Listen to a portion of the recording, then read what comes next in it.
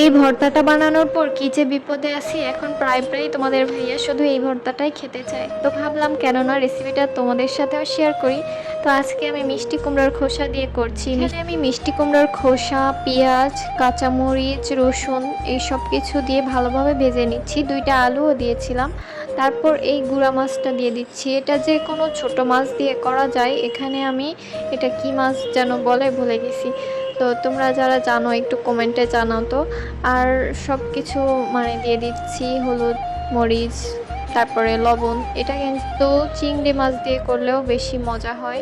তো আজকে আমার কাছে এটা ছিল, এটা দিয়েই করলাম। তারপর সামান্য পানি দিয়েছি, পানি না দিলেও হয়, একদম ভাজা ভাজা করতে হবে। আজকে যেহেতু মিষ্টি কুমড়ার খোসা দিয়েছিলাম, এটা অনেকটাই শক্ত ছিল, তাই একটু পানি দিয়েছি। আর লাস্টের দিকে একটু ধনিয়া পাতা দিয়েছি। আর একদম এরকম ভাজা ভাজা করে নিতে হবে, শুকনো শুকনো করে, মানে একদমই পানি থাকা যাবে না আর কি। এরকম করে ভাজা ভাজা করে নিয়েছি। আর এখন আমি এটা বেটে নিচ্ছি।